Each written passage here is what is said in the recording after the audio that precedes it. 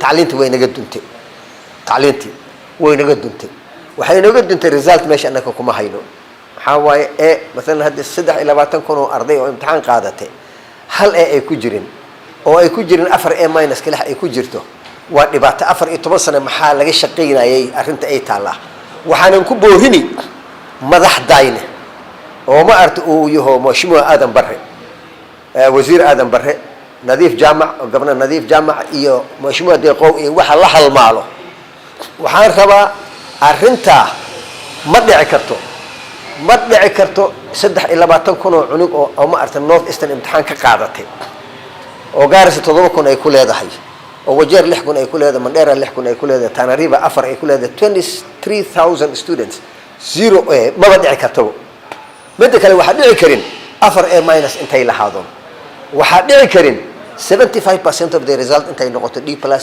D minus أي نقطة هو impossible وبهذا education مركز لقى هلا exam لقى هلا جد بالله قرأ جد بوقبه جد كأو قرأ ما بقى ينسحب من كرتبه هذا وحاول إنجليش وأفر إتمسنا عنق له آخريناي إيه ماثيماتيك أفر إتمسنا له آخريناي هذا من إسكوج دي أنت إماته و impossible وحارمنا to be given the opportunity to go and address the educational committee in parliament and address Garino and know how come ما had any exam given must fit within the normal curve. normal curve any exam you take it regionally, you take it at the national level, you take it at the community level, the regional level, the divisional level, A's must come out. It's a must.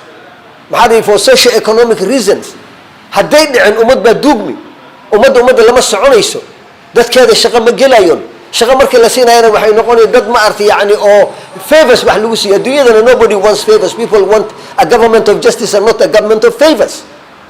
مركز we are going to be brief even when we go there. We are not going to present a very big data. It will be their problem. They'll be given a notice of a month. We appeal to our MPs.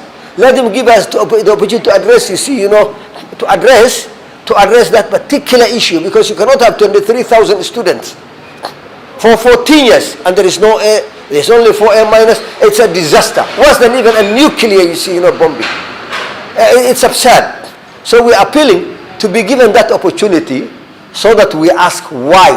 And when we ask why, one organize sababti ma arte ay kun noqon hayso. Sababti waxa way waxan wali waanu aftiimini.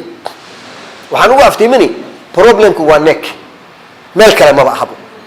maxaad say ku dhici kartaa school Kadiani boys meeshan banaan ever iskaaga yaalo 278 students ay qabeen 278 students 30 ay qabeen 150 A minus ay qabeen shantii cunuga ugu hooseysay C plus ay qabeen ma fadhiya kartaa waa fiir 278 times 86 meelaha markaad ku dhufato you get our figure 23,000 waxaan ku soo khatimi arrintan education waxaan ku soo khatimi hadana school waxa jira the current president of this country. He comes from Kapsabet boys. He comes from that area. Ilmihi Nandi is Somali nama bala compare garan karo. Ilmihi Nandi aha. Afar ito ba sana kuan si lo dadihinay. Afar boqol lixdan iko cunuga imtixaan u qaatay Kapsabet boys. The same time 23,000 ay noo qaadatay. 104A qabeen. 199 A minus ay qabeen. 99 B plus, 54 B's, to alif B minus, 1 C plus. maamadii inta ma artay oo subaxdii kacaysi oo 9 saac kacaysi ilmihi kacaysa taqaaqood salaad hata ay tukanayeen oo laga wadaayay resultigooda saas intay noqoto ma aha macallin la'aan ma aha macallin la tagay ma aha buug baa la waayay ma aha dhibaatada taalo waxa waayay neck ayaa dhibka keenaysa marka waxa loo baahan yahay neck inta gadaal loogu noqdo baarlamaanka bill la mariyo oo la dhaho neck needs to be investigated. ما بدي أكرر it's impossible.